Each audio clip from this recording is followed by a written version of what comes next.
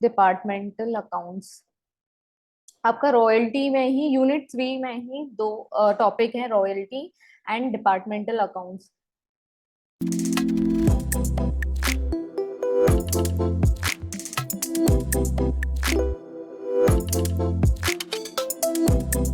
तो हम स्टार्ट करते हैं डिपार्टमेंटल अकाउंट्स। आपको जैसे कि नाम से समझ में आ रहा होगा, व्हाट इज डिपार्टमेंट्स। डिपार्टमेंट क्या होते हैं, एक ऑर्गेनाइजेशन है या बिजनेस है, ऑफिसेज होते हैं जैसे कॉर्पोरेट ऑफिस, उसमें अलग अलग डिपार्टमेंट्स होते हैं।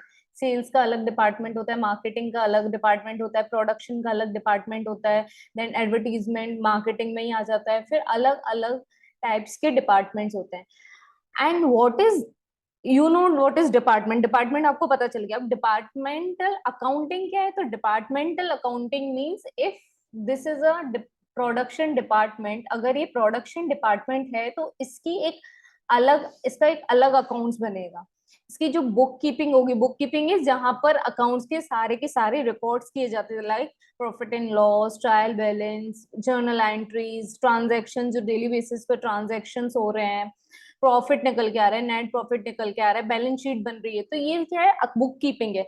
और हर एक डिपार्टमेंट के अलग हर एक डिपार्टमेंट के अलग अकाउंट्स बनेंगे, और इन अकाउंट्स का फिर कंपैरिजन होगा। प्रोडक्शन डिपार्टमेंट का प्रोडक्शन डिपार्टमेंट से होगा प्रीवियस ईयर से। जैसे सपोज मैं 2023 का बना रही हूँ बुक कीपिंग, मैं इसलिए बना रही हूँ because I want to compare it with 2022 के अकाउंट्स से, कि कितना ग्रोथ हुई है, कितना प्रोडक्शन हुआ है, कितना लॉसेस हुए हैं, कितने एसेट्स खराब गए हैं, और कितने लायबिलिटीज क्रिएट हो गई हैं, लायबिलिटीज बन गई हैं। तो ये सारा का सारा करने के लिए हम अकाउंट्स बनाते हैं। और फिर क्यों अकाउंट्स और क्यों बनाते हैं, इसलिए भी बनाते हैं ताकि इंटर डिपार्टमेंटल कंपैरिजन कर सके। Inter departmental means this is production, now this is suppose sales, तो मैं सेल्स का कंपैरिजन प्रोडक्शन के डिपार्टमेंट, प्रोडक्शन के अकाउंट्स से कंपैरिजन कर सकूं विच इज बेटर, और मैं फिर इस हिसाब से डिसीजंस ले पाऊं। क्लियर है, समझ में आ रहा है। So what is departmental accounting. Departmental accounting is the accounting of different departments in an organization, or accounts bookkeeping, or you can say account departmental accounting is a process in which financial accounting is maintained, financial accounting is maintained between different departments in a single company। Clear.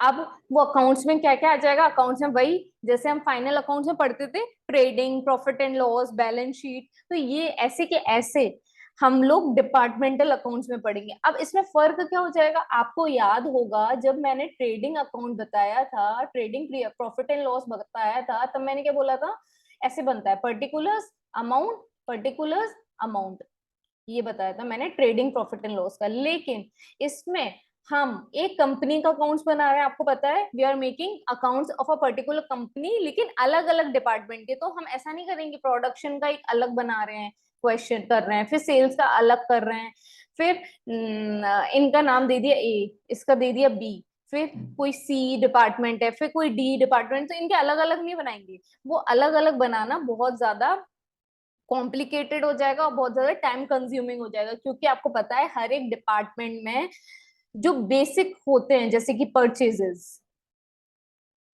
Sales, closing stock, opening stock, फिर carriage inwards, उसके बाद carriage outwards, ये क्या common चीजें। आप अगर common चीजें हैं तो आपको अलग अलग क्यों बनाना है, तो ऐसे क्वेश्चन बनाओ ना कुछ इस टाइप का। देखो मैं इधर सॉल्व करके बताती हूँ आपको, फॉर्मेट बनाना बता देती हूँ, एक मिनट।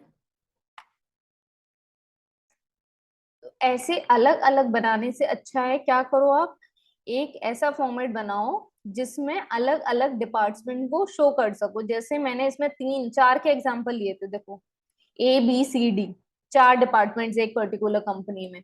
तो देखो मैं 4 बॉक्स बना दूंगी, 4 डिपार्टमेंट्स बना दूंगी, ये हो जाएगा ए का, ये बी, ये सी एंड डी, और ये हो जाएगा पर्टिकुलर्स का।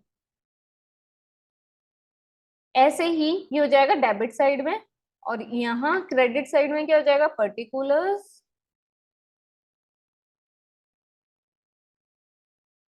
ए B C and D, A B C and D, ये अलग अलग डिपार्टमेंट के बन जाएंगे। अब मैं कहाँ से क्वेश्चन स्टार्ट करूंगी, जो आप ट्रेडिंग अकाउंट में करते थे वो trading and profit and loss account में करते थे, वही के वही इसमें करना है। जैसे कि कहाँ से स्टार्ट करेंगे, टू ओपनिंग स्टॉक।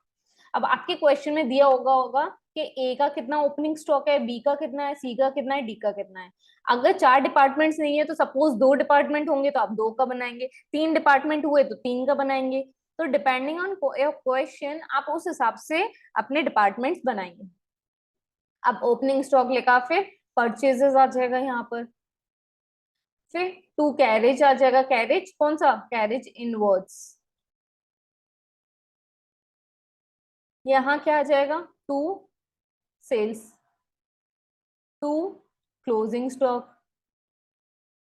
और ये सारी की सारी चीजें आपके क्वेश्चंस में दी हुई होंगी, फिर आप यहाँ क्या कर दोगे, ग्रॉस प्रॉफिट या ग्रॉस लॉस निकाल दोगे।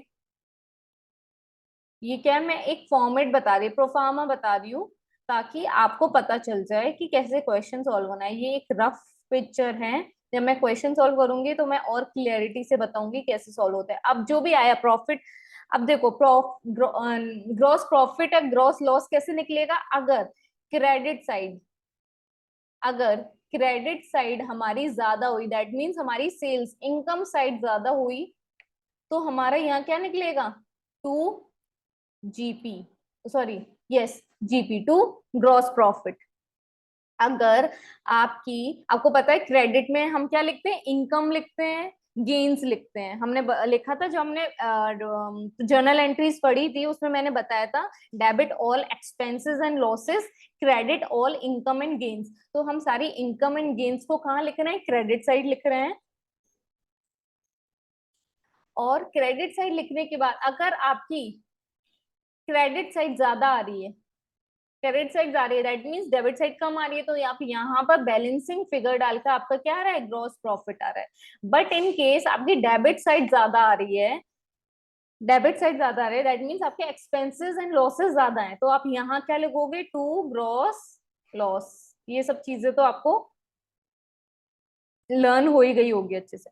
और ग्रॉस प्रॉफिट आता है तो वो यहाँ ट्रांसफर हो जाता है, जब हम पीएनडल बनाते हैं तो बाय ग्रॉस प्रॉफिट के नाम से, और ग्रॉस लॉस आता है तो हम यहाँ कर देते हैं टू ग्रॉस लॉस के हिसाब से, फिर यहाँ डिस्ट्रीब्यूट कर देते हैं। ये ऐसे ही अकाउंट्स यहाँ बनेंगे, समझ में आ रहा है। और फिर यहाँ पे सब कुछ वही लिख देंगे, to salaries, to rent and taxes, to discount allowed. अब आपको पता है डिस्काउंट हम किसी को देते हैं, ये हमारा एक्सपेंस है, ये हमारा लॉस है, तो हम डेबिट साइड लिखेंगे। लेकिन हमको अगर डिस्काउंट रिसीव हुआ है, हमको डिस्काउंट मिला है, तो ये हमारे लिए क्या है, फायदे की बात है। आपको फायदा होता है ना, कोई अगर आपको डिस्काउंट देता है, आप किसी से माल लेने गए और आपको खरीदने गए कुछ, और आपको डिस्काउंट मिल गया है, डिस्काउंट मिल गया, तो ये आपके फायदे की बात है, तो आप कहाँ लिखोगे, क्रेडिट साइड में। क्लियर। तो ऐसे हम इसको डिपार्टमेंट अकाउंट्स बनाएंगे। अब इसमें बस एक थोड़ी सी कॉम्प्लिकेटेड चीज आती है, क्या आती है कि देखो कुछ कुछ चीजें आपको बाइफोकेटेड होंगी, बाइफोकेटेड होंगी, कि वो ए डिपार्टमेंट में कितना अमाउंट जाएगा, बी में कितना जाएगा, सी में कितना जाएगा, डी में। अगर दो डिपार्टमेंट्स हैं या तीन डिपार्टमेंट है, depending on the question, suppose मैं दो डिपार्टमेंट्स की अभी बात कर रही हूँ, सिर्फ ए और बी डिपार्टमेंट्स की बात कर रही हूँ, तो आपके क्वेश्चन में कुछ कुछ चीजें बाइफोकेटेड होंगी कि ए डिपार्टमेंट में कितनी जाएगी, बी डिपार्टमेंट में कितनी जाएगी, ठीक है। लेकिन आपको कुछ चीजें ऐसी दी हुई होंगी, जैसे कि एडवर्टीजमेंट। एडवर्टीजमेंट आपको पता है, एडवर्टीजमेंट क्या है, हमारा इनडायरेक्ट एक्सपेंस है, और ये कहाँ जाता है, ये प्रॉफिट एंड लॉस अकाउंट में जाता है, ठीक है। तो कुछ चीजें जैसे कि मैं यहाँ लिख देती हूँ, एडवर्टीजमेंट, कैरेज आउटवर्ड्स, इलेक्ट्रिसिटी, ये सारे मैं कौन से एक्सपेंस लिख रही हूँ? Indirect expenses. इलेक्ट्रिसिटी, फिर मैं रेंट, रेंट भी क्या है? इनडायरेक्ट एक्सेस, रेंट भी इनडायरेक्ट एक्सपेंस है। अब देखो ये कुछ मैंने लिस्ट दी है सिर्फ 4-5 चीजों की, तो हो सकता है आपके एग्जाम वो सॉरी क्वेश्चन में इसका सिर्फ टोटल अमाउंट दिया हो, जैसे एडवर्टीजमेंट 20,000, कैरेज 12,000, इलेक्ट्रिसिटी 5,000, रेंट 70,000। अब ये अमाउंट दिया है सिर्फ ऐसा।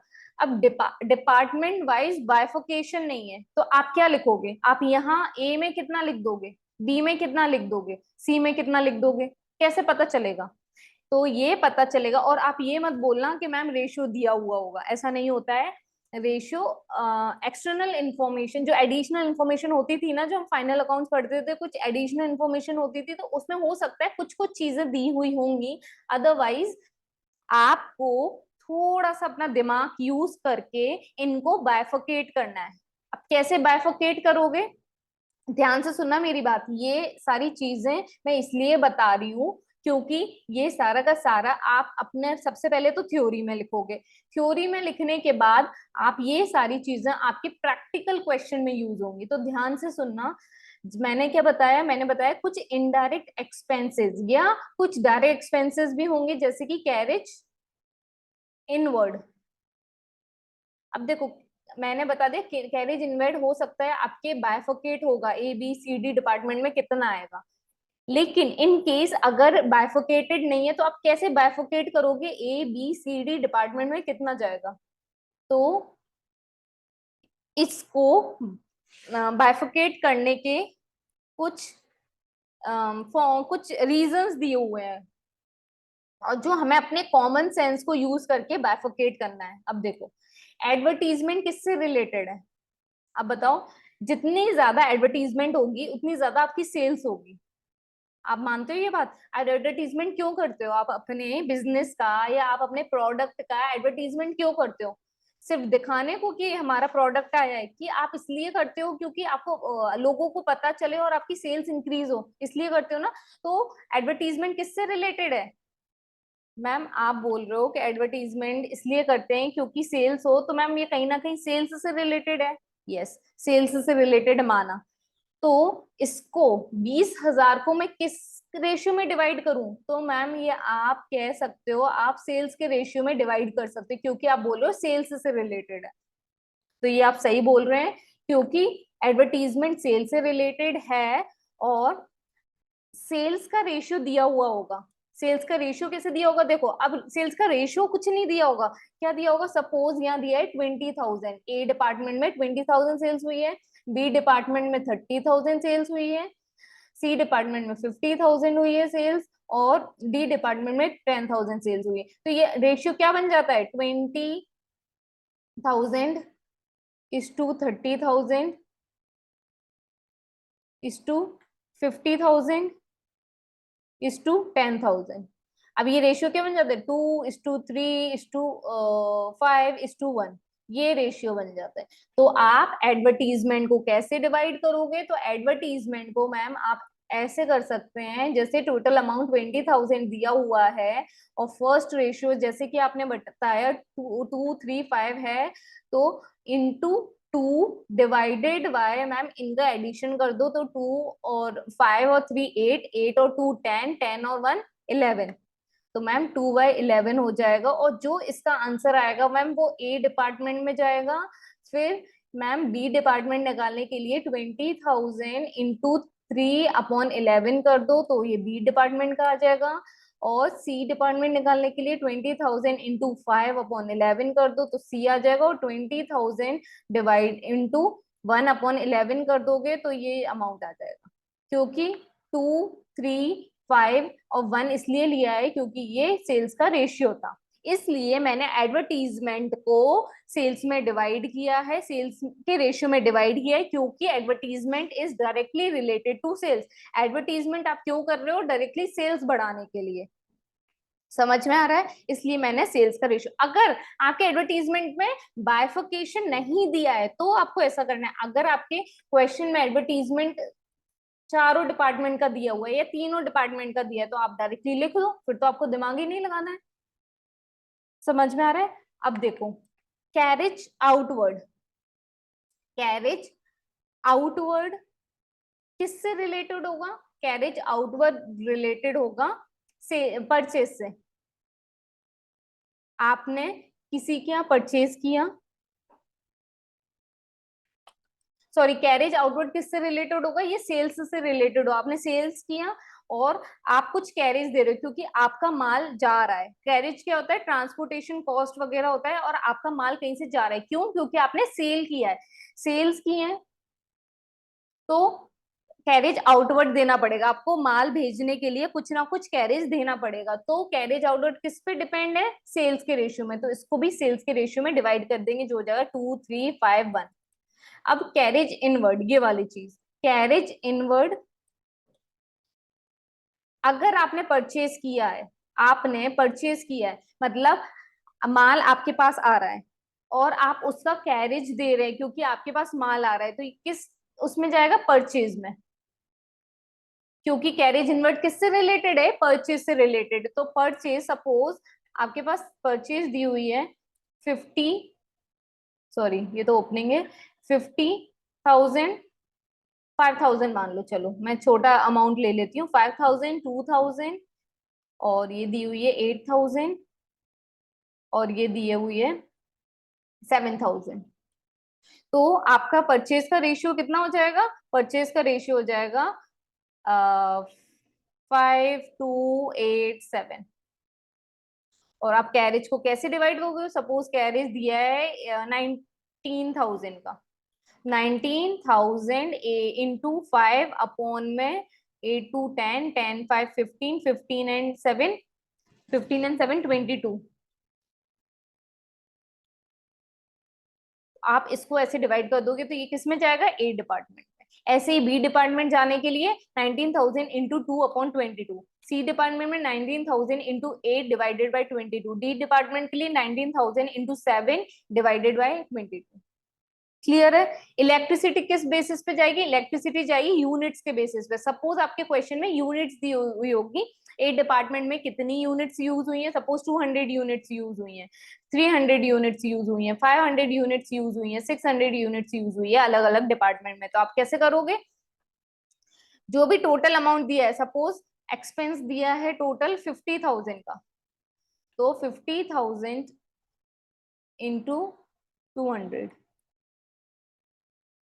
तो ऐसे ए डिपार्टमेंट का आ जाएगा, ऐसे ही बी डिपार्टमेंट का, सी डिपार्टमेंट का, डी डिपार्टमेंट का।